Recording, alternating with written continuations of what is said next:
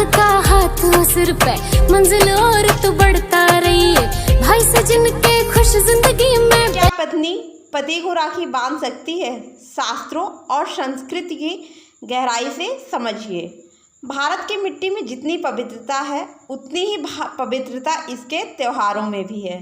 रक्षाबंधन सिर्फ एक धागा नहीं, ये एक भावना है। एक ऐसी भावना जो कहती है मैं तेरे साथ हूँ, हर बुराई, हर कष्ट, हर संकट के सामने। लेकिन क्या यह भावना सिर्फ भाई बहन के बीच सीमित है? आज हम बात करेंगे उस सवाल की जो कई दिलों से में वर्षों से है। क्या पत्नी पति को राखी बांध सकती है? क्या यह धर्म सम्मत है? क्या शास्त्र इसकी इजाज़त देते हैं या फिर सिर्फ सामाजिक भ्रम है? आइए आज हम इस रहस्य को खोलते हैं धर्म, संस्कृति और परंपरा की गहराई से। इससे पहले अगर आप भी चाहते हैं महादेव का आशीर्वाद आप पर बना रहे तो वीडियो को लाइक और शेयर करें और हमारे चैनल ARP वॉइस को सब्सक्राइब करें और कमेंट बॉक्स में जय महादेव लिखना ना भूलें। रक्षाबंधन दो शब्दों से बना है। रक्षा यानी सुरक्षा और बंधन यानी जुड़ाव या संबंध। इसका मतलब हुआ ऐसा संबंध जिसमें कोई किसी की सुरक्षा की जिम्मेदारी लेता है। हमारे यहाँ बहनें भाइयों को राखी बांधती हैं और भाई वचन देते हैं कि वे जीवन भर उनकी रक्षा करेंगे। लेकिन शास्त्र केवल भाई बहन के रिश्ते तक सीमित नहीं है। हिंदू संस्कृति में रक्षा सूत्र का उपयोग कई स्थानों पर होता है। गुरु अपने शिष्य को, पुरोहित अपने यजमान को, रानी अपने राजा को, भक्त अपने इष्ट देव को और हाँ, पत्नी अपने पति को भी बांधती है। रक्षा सूत्र का अर्थ है नकारात्मक शक्तियों से रक्षा करना, शुभकामनाएं देना और एक ऊर्जा संरक्षण का माध्यम बनाना। अब प्रश्न है, शास्त्रों में इस विषय का उल्लेख कहाँ है? अथर्ववेद और पुराणों में इसका उल्लेख है कि रक्षा सूत्र गुरु अपने शिष्य को, पुरोहित अपने यजमान को, देवी देवताओं को और यहाँ तक कि पत्नी पति को भी राखी बांध सकती हैं। भविष्य पुराण, वामन पुराण और स्कंद पुराण में रक्षा सूत्र का विशेष महत्व बताया गया है। इन ग्रंथों में कहा गया है कि रक्षा सूत्र किसी को भी बांधा जा सकता है, बशर्ते भावना शुद्ध हो और उद्देश्य रक्षा व मंगल कामना हो। एक कथा के अनुसार जब राजा बलि ने भगवान विष्णु से 3 पग भूमि मांगने वाले वामन को दान दे दिया और विष्णु ने उसे पाताल में भेज दिया, तब लक्ष्मी जी ने बलि को राखी बांधी। वो उसकी पत्नी नहीं थी, फिर भी रक्षा सूत्र ने उन्हें भाई बहन के रिश्ते में बांध दिया।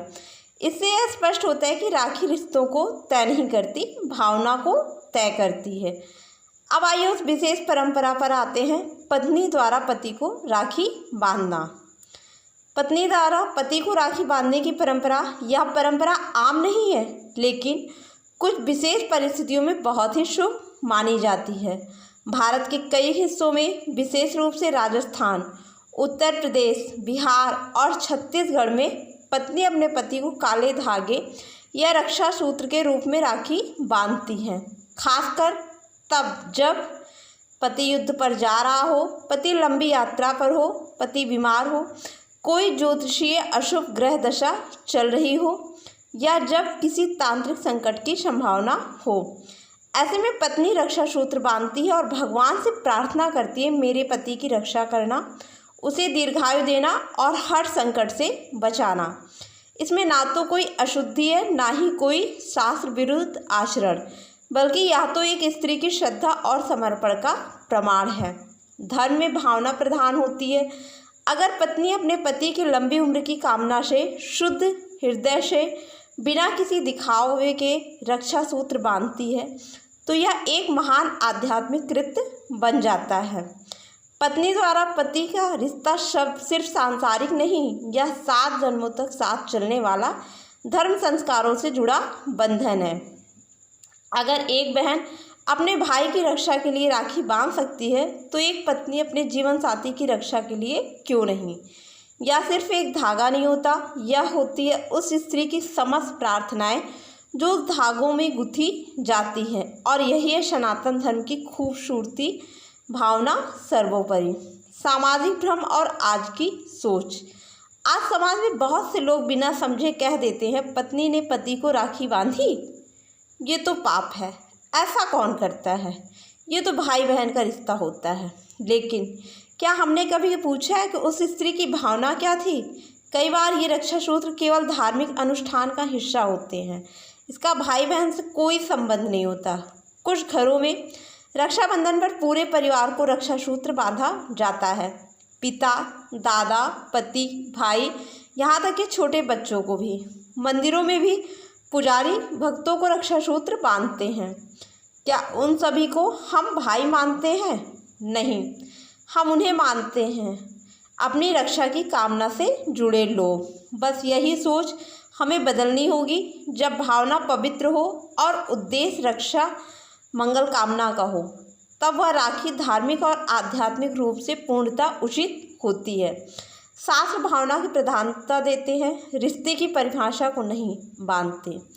द्रौपदी और श्री कृष्ण की कथा।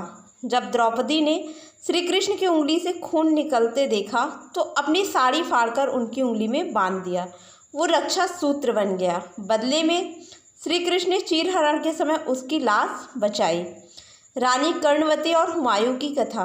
जब रानी ने मुगल बादशाह को राखी भेजी तो उसने एक भाई की तरह उसकी रक्षा की।